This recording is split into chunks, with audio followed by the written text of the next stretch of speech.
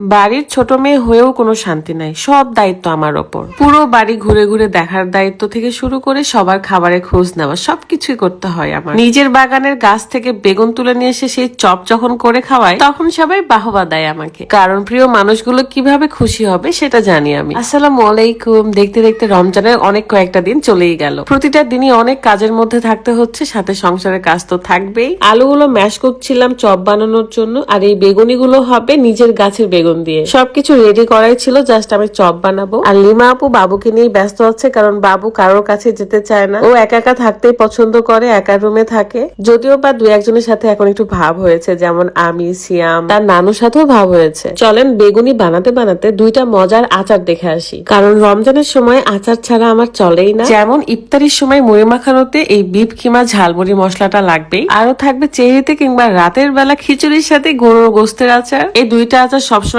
বাড়িতে থাকে, কারণ এই আচারগুলো খাবারের স্বাদটাকে অনেক গুণ বাড়িয়ে দেয়। ভিলেজ ফুড ফেসবুক পেজ থেকে আপনারা গরুর গোস্তের আচার এবং এই মুড়ি মাখানো মশলাটা পেয়ে যাবেন। পেজটা আমার ভিডিও ডেসক্রিপশনে দেওয়া আছে, অবশ্যই চেক করে নেবেন। মুড়ি মাখানোতে বিফ কিমার মশলাটা দিলে এত ভালো লাগে। আর গরুর গোস্তের আচার তো আপনি গরম ভাত, রুটি, পরোটা, খিচুড়ি সবকিছুর সাথেই খেতে পারবেন। আর এই আচারগুলো বহুদিন ধরে সংরক্ষণও করা যায়। এদিকে ইফতারি বানাতে বানাতে দেখি আমার অনেক ভালোবাসার মানুষ আমার সাথে দেখা করতে এসেছে, কারণ তারা আমার ভিডিও দেখে জেনে গিয়েছে যে আমি মুন্সিগঞ্জে আছি মায়ের বাড়িতে। আচ্ছা, আমাকে এই সুন্দর ড্রেসটা পরে কেমন লাগছে? অনেক বেশি গর্জিয়াস, অনেক বেশি ক্লাসি। ইউনিক কালেকশন বিডি এই ফেসবুক পেজ থেকে আপনারা এই সুন্দর ড্রেসটা পেয়ে যাবেন। পেজটা আমার ভিডিও ডিসক্রিপশনে দেওয়া থাকবে। ঈদের শপিং কিন্তু হবে উড়াধুরা, সো ইউনিক কালেকশন বিডিতে আপনারা ভিজিট করবেন, পছন্দ মতো ড্রেস কালেকশন করবেন। এই যে সেই ভালোবাসার মানুষ যাদের জন্য আমি রান্না ছেড়ে নিচে চলে এসেছিলাম, চলেন আপনাদেরকে একটু ছাদ ঘুরে দেখাবো। আমার কত কাজ বলেন, সারা দিন বাড়ি ঘুরে ঘুরে দেখার কাজ, যা মন চাই আমি করতে পারি, মানে আমার অনেক কাজ।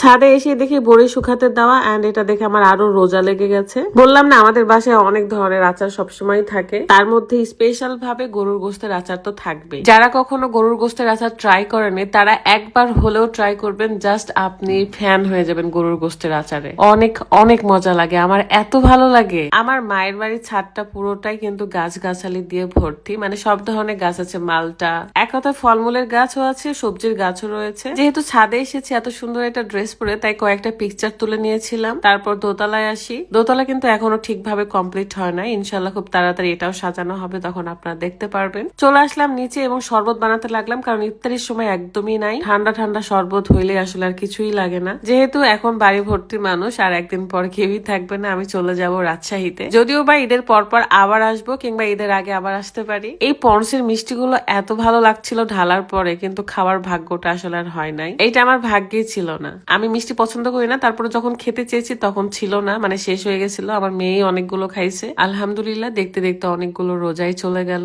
আজকের মতো বিদায় নিচ্ছি, সবাই ভালো থাকবেন, সুস্থ থাকবেন, যে যার জায়গা থেকে সাবধানে থাকবেন। আল্লাহ হাফিজ, আসসালামু আলাইকুম।